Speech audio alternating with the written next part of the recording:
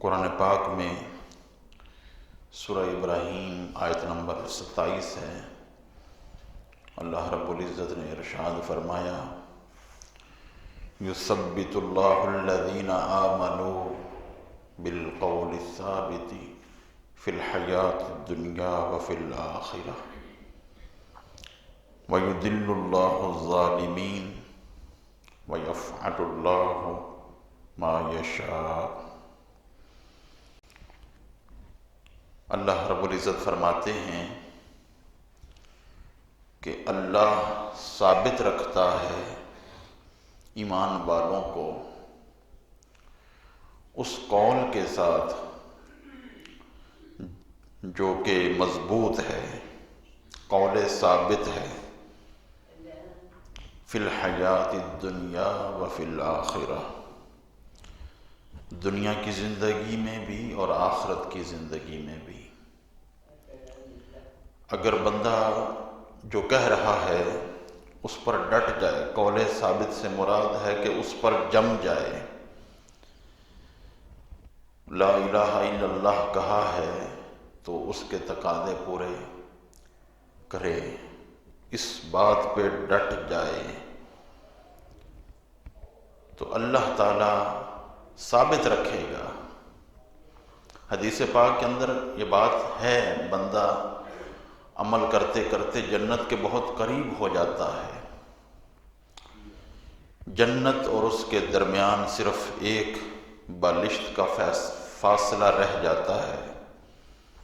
تقدیر غالب آ جاتی ہے اور بندہ کچھ ایسا کر بیٹھتا ہے کہ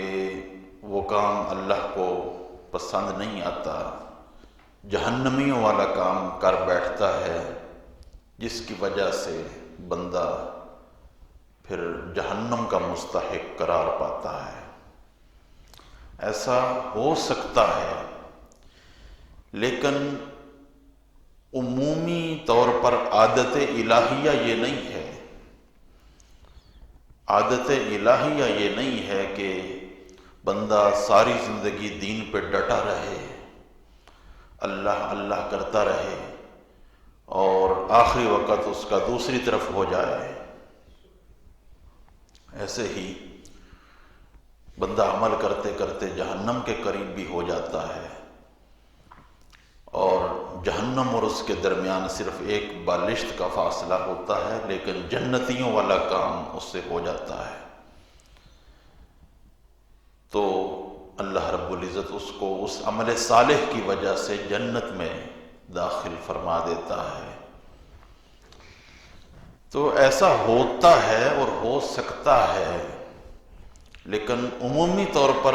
جو عادت الہیہ ہے وہ یہی ہے کہ اگر کوئی اچھا کر رہا ہے، زندگی بھر اچھائی پر ثابت قدم ہے، ڈٹا ہوا ہے،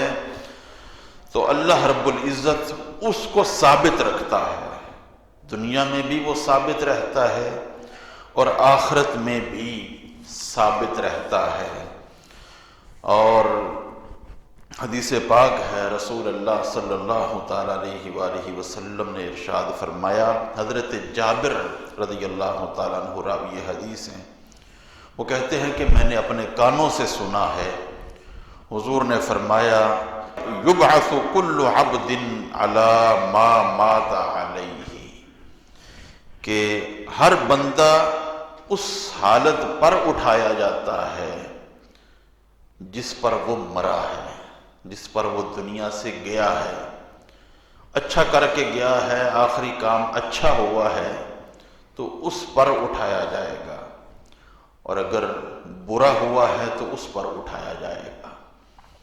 لہذا حسن خاتمہ کے لیے جو سب سے اہم اور بنیادی چیز ہے وہ یہ ہے کہ بندہ عمل صالح پر ڈٹ جائے، استقامت اختیار کرے،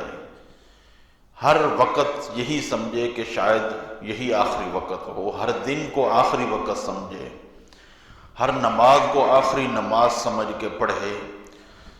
تو بالآخر کوئی نماز تو ایسی آئے گی جو اس کی زندگی کی آخری نماز ہوگی، اور اس نماز پہ اگر اس کی موت آ گئی تو اللہ رب العزت اس عمل صالح پر ہی اس کو اٹھائے گا۔ بندہ 24 گھنٹے نماز میں بھی رہ سکتا ہے، 24 گھنٹے فجر پڑھ کے ظہر کے انتظار میں ہو تو نماز میں ہے، ظہر پڑھ کے عصر کے انتظار میں ہو تو عصر تک نماز میں ہے، عصر کے بعد مغرب کے انتظار میں ہو تو نماز میں ہے، اور مغرب پڑھ کے فجر کے عشاء کے انتظار میں ہو تو نماز میں ہے، اور عشاء پڑھ کے پھر فجر کے انتظار میں ہو تو نماز میں ہے۔ کہ حضور علیہ السلام نے فرمایا جب تک بندہ نماز کے انتظار میں ہے وہ نماز میں ہے۔ تو اگر نماز والی کیفیت میں اگر بندہ اس دنیا سے چلا جائے، نماز کے انتظار میں ہو تو نماز میں ہے،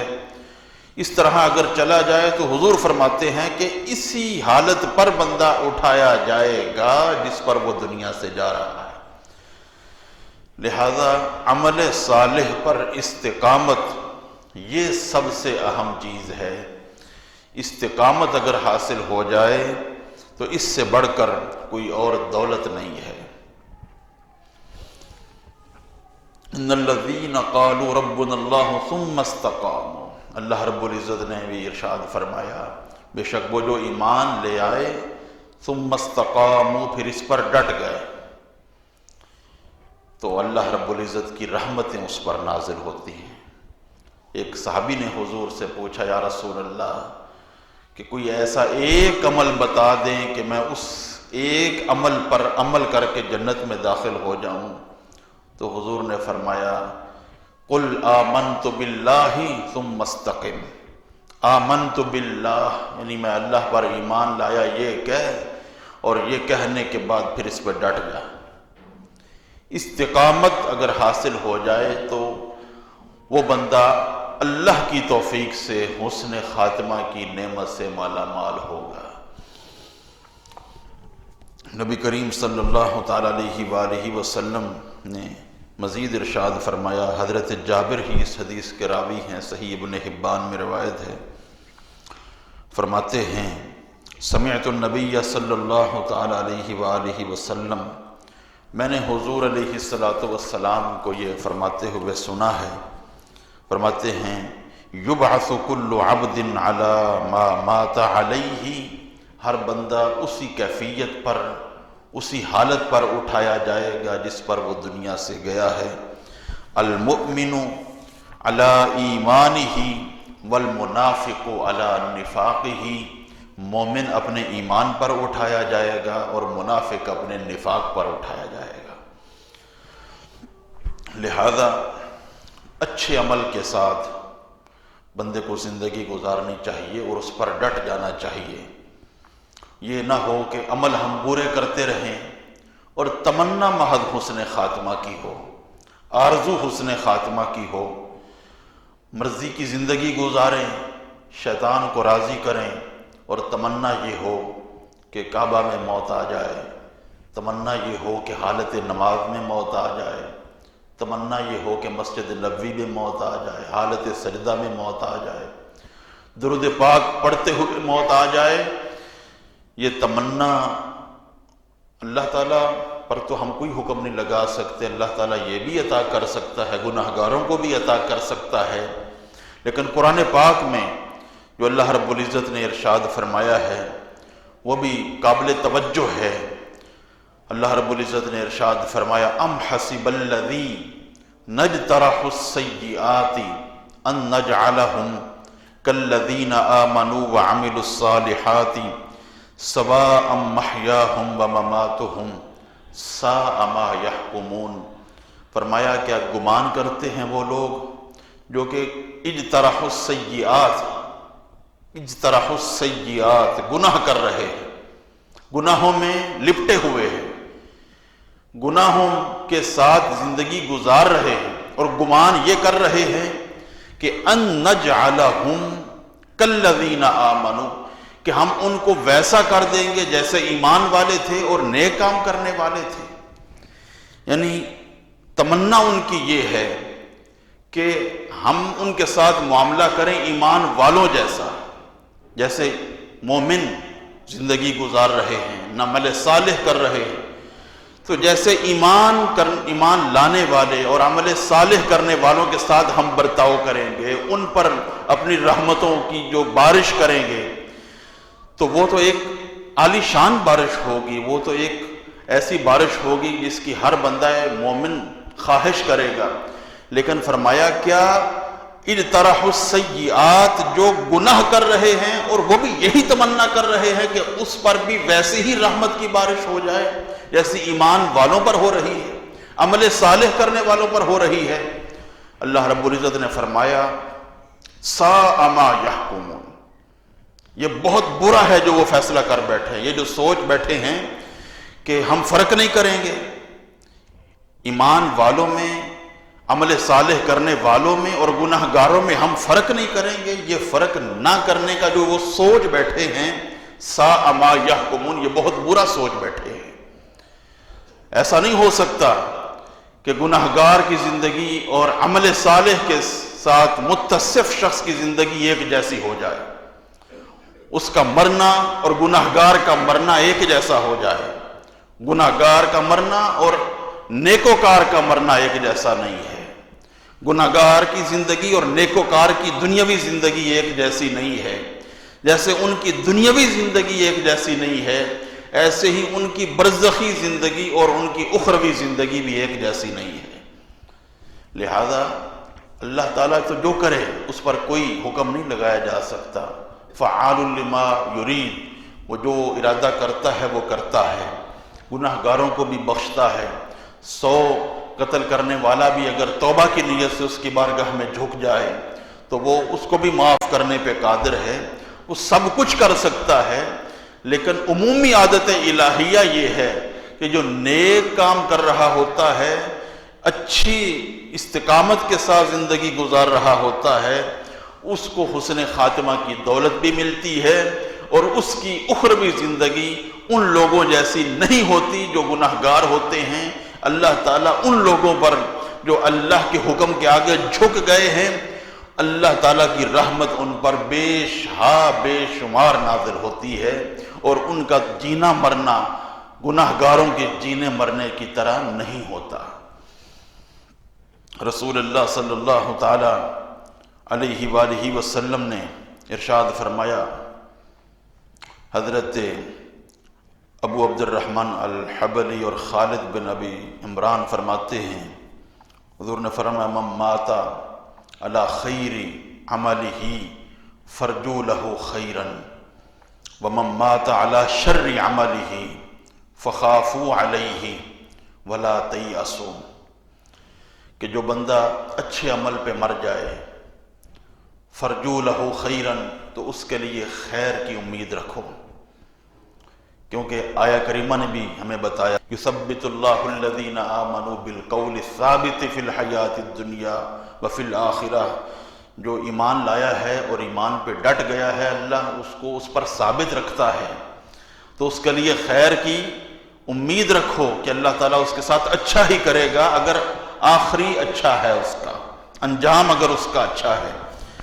اور فرمایا وَمَن مَاتَ عَلَى شَرِّ عَمَلِهِ، اور جو بندہ برے عمل پہ مر جائے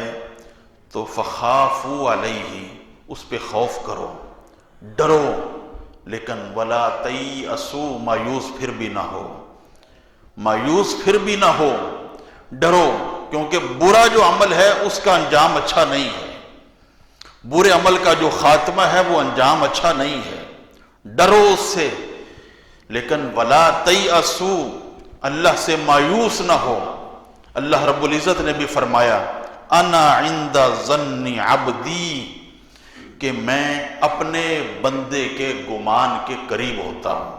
بندہ جیسا میرے متعلق گمان رکھتا ہے میں ویسا اس کے ساتھ کر دیتا ہوں۔ ایسے ہی حضرت سیدنا جابر رضی اللہ تعالیٰ عنہ فرماتے ہیں کہ میں نے رسول اللہ صلی اللہ علیہ وسلم کے وصال سے 3 دن قبل آپ کی زبان اقدس سے یہ سنا، لا یموتن احدکم الا وہو یحسن الظن باللہ، تم میں سے کوئی بھی اللہ کی بارگاہ میں حاضر نہ ہو مگر اس حال میں حاضر ہو کہ وہ اللہ سے اچھا گمان کر رہا ہو، امید یہ کر رہا ہو کہ اللہ تعالیٰ اس سے بخشے گا، اگر اس امید کے ساتھ بندہ جا رہا ہے تو یقیناً اللہ تعالیٰ بندے کی امید کے مطابق، بندے کے گمان کے مطابق اس کے ساتھ فیصلہ فرمائے گا۔ ایک حدیث پاک ہے، رسول اللہ صلی اللہ تعالیٰ علیہ وآلہ وسلم نے ارشاد فرمایا، حضور علیہ السلام ایک نوجوان کے پاس آئے، موت کی کشمکش میں تھا۔ آپ نے اس سے پوچھا، کیف تجدک، تو اپنے آپ کو کیسا پا رہا ہے؟ اس نے کہا، واللہ یا رسول اللہ انی ارجو اللہ، یا رسول اللہ، اللہ سے امید بڑی ہے، لیکن وانی اخاف الذنوب، گناہ گار بڑا ہوں، گناہوں کا خوف بھی ہے لیکن امید بھی اللہ سے بڑی ہے۔ تو حضور علیہ السلام نے فرمایا، لا یجتمعان فی قلب عبد فی مثل هذا الموطن الا اعطاہ اللہ ما یرجو وآمنہ مما یخاف۔ یہ دونوں چیزیں اس جیسے وقت میں جس بندے کے دل میں جمع ہوتی ہیں تو اللہ اس سے وہ چیز عطا کر دیتا ہے جس کی وہ اس سے امید رکھتا ہے، اور اس چیز سے اس کو محفوظ رکھتا ہے جس سے وہ ڈر رہا ہوتا ہے۔ لہذا اس وقت جب بندہ جا رہا ہے، جان کونی کا عالم ہے، پھر اللہ کی رحمت کا ہی غلبہ ہونا چاہیے کہ اللہ تعالیٰ معاف فرمائے گا، امید کے ساتھ جانا چاہیے۔ ڈر تو ہوتا ہے لیکن ڈر والی کیفیت غالب نہ ہو، وہ مغلوب ہو۔ بنی اسرائیل کا بھی ایک واقعہ احادیث کے اندر آتا ہے، صحیح بخاری شریف میں یہ روایت موجود ہے۔ ایک شخص بنی اسرائیل کا، وہ جب اس کی موت کا وقت قریب آیا تو اس نے اپنے گھر والوں کو وصیت کی،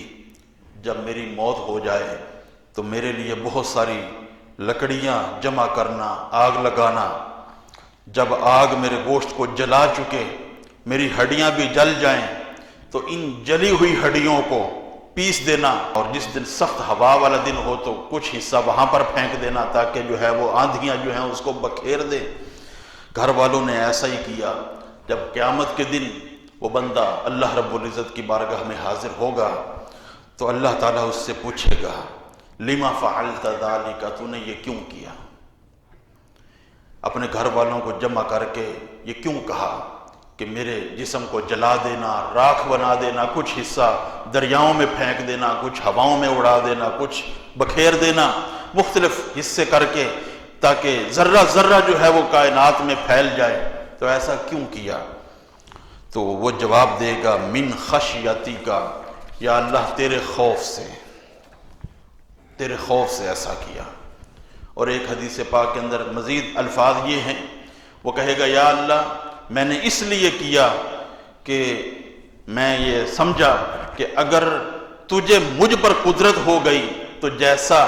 مجھے تو عذاب دے گا نا ویسا کسی کو عذاب نہیں دے گا، تو میں نے یہ اس لیے کیا تاکہ تو میرے جسم کو اکٹھا کرنے پر قادر ہی نہ ہو۔ کا گمان تھا کہ اللہ قادر ہی نہ ہو، یہ تو ہو نہیں سکتا کہ اللہ قادر نہ ہو۔ اللہ تعالیٰ تو قادر ہے، جمع کرنے پر قادر ہے، لیکن اس نے صرف اس نیت سے کہ اللہ قادر نہ ہو،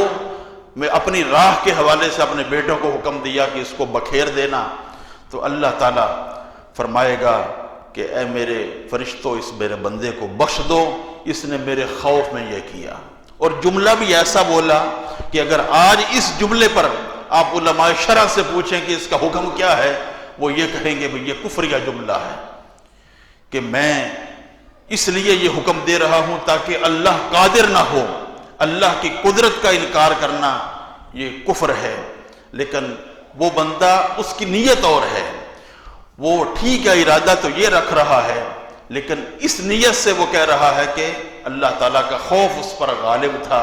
اللہ تعالیٰ نے اس خوف کی وجہ سے اس کو جنت میں اعلیٰ مقام عطا فرما دیا۔ تو یہ حسن ظن اگر بندے کو ہو، بندہ جیسا گمان کرے اللہ رب العزت سے، اللہ رب العزت ویسا بندے کے ساتھ معاملہ فرماتا ہے۔ رحمت بہرحال غالب ہے اللہ رب العزت کی۔ صحیح ابن حبان میں روایت ہے، حضرت عبداللہ بن عمر بن عاص رضی اللہ تعالی عنہ فرماتے ہیں، رسول اللہ صلی اللہ تعالی علیہ وآلہ وسلم نے ارشاد فرمایا،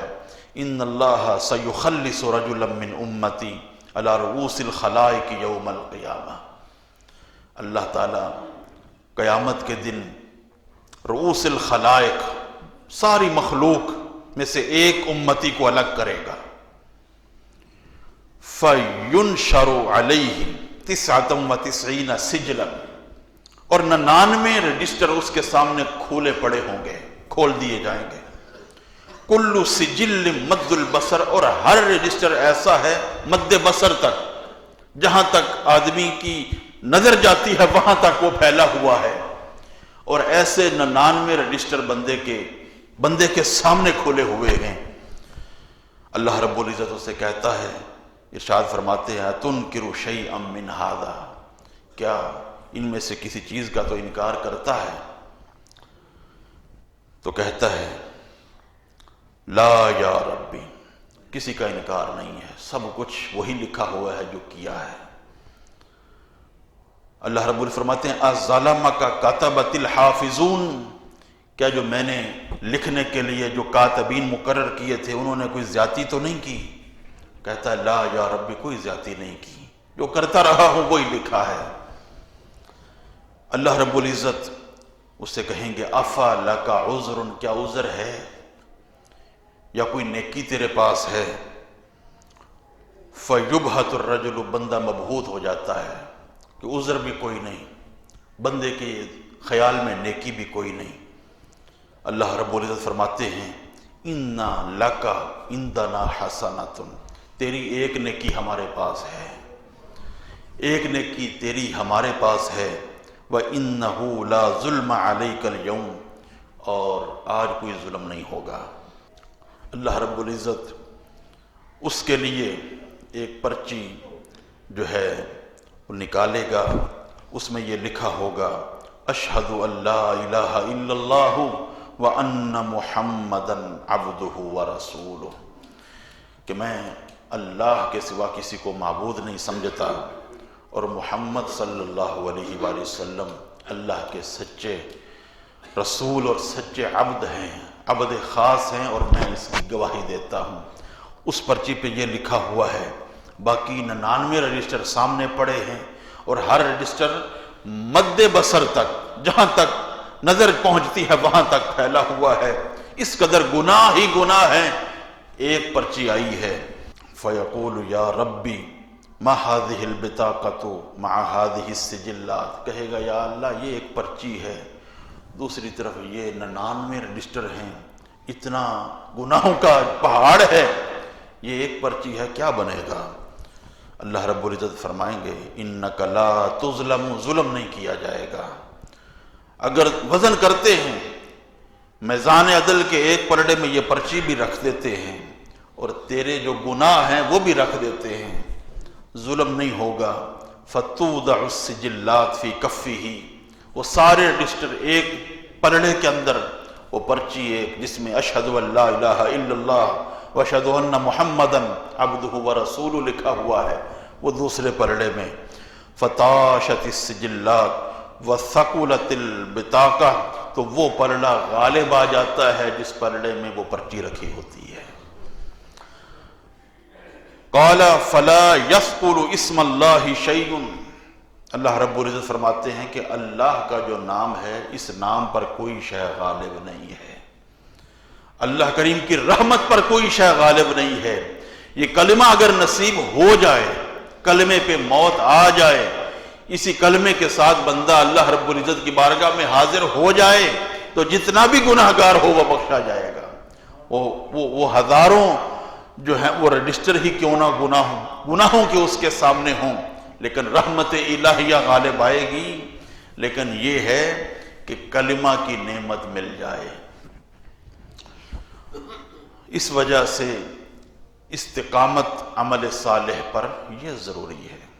یثبت اللہ الذین آمنوا بالقول الثابت، جس کے پاس قول ثابت ہے، لا الہ الا اللہ کہہ کر جو ڈٹ گیا ہے، اللہ تعالیٰ اس قول کو ثابت رکھتا ہے. آخری وقت اس کو کلمہ کی توفیق ملتی ہے. بعض علماء، بعض صالحین سوء خاتمہ سے ڈر رہے ہوتے ہیں کہ پتہ نہیں کہ میری کتاب تقدیر میں کیا لکھا ہوا ہے، کتاب ازل میں کیا لکھا ہوا ہے. حضرت سفیان بعض صالحین سے کہتے ہیں حل ابقاک قط علم اللہ فیک، کیا کبھی آپ کو رونا آیا ہے؟ بعض صالحین سے پوچھتے ہیں اولیاء اللہ سے، کیا کبھی تمہیں رونا آیا ہے؟ یہ سوچ کر کے پتہ نہیں اللہ نے کیا لکھا ہے تیرے بارے میں۔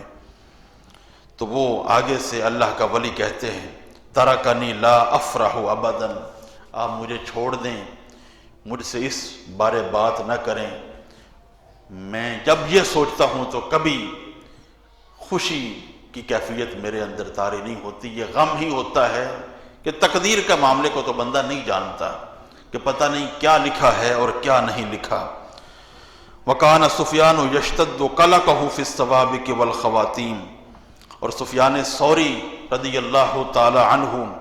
اپنی کتاب ازل کو سوچ کر اور حسن خاتمہ کے حوالے سے ہمیشہ قلق میں رہتے تھے، کہتے تھے اخاف ان اکون فی ام الکتاب شقیا، یہ خطرہ ہے مجھے کہیں ایسا نہ ہو کہ میں کتاب ازل میں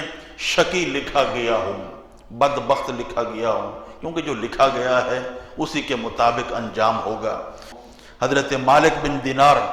یقوم طول لیلہ قابضا علی لحیتی، ساری زندگی دیکھیں کس قدر زندگی گزار رہے ہیں، عبادت کر رہے ہیں، ساری رات کھڑے ہیں، داڑھی پکڑی ہوئی ہے اور رو رہے ہیں، کہتے ہیں یا ربی قد علمت ساکن الجنت من ساکن النار، تو جنتیوں کو بھی جانتا ہے، جہنمیوں کو بھی جانتا ہے، فی ای الدارین منزل مالک، لیکن مالک بن دینار کو پتہ نہیں ہے کہ اس کا انجام کہاں ہے، یہ جنت میں ہے یا جہنم میں ہے۔ بس یہ جملہ بول کر اپنا حسن خاتمہ کی نیت کرتے تھے، مالک نہیں جانتا کہ وہ جہنم میں جائے گا یا جنت میں جائے گا۔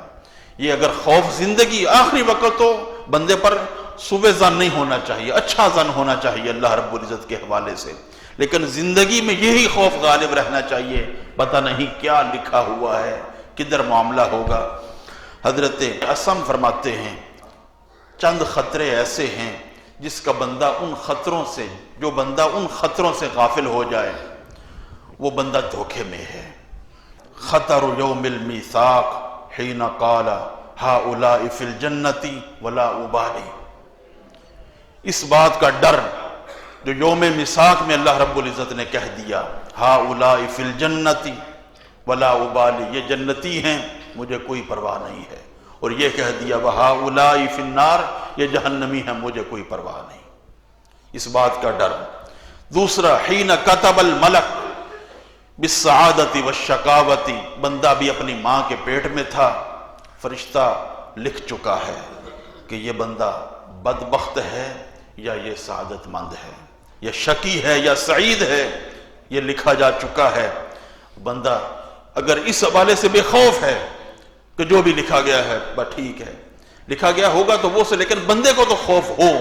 کہ پتہ نہیں کیا لکھا گیا ہے۔ اور تیسرا ذکر حول یوم الدین، جب قیامت کے دن سور پھونکا جائے گا،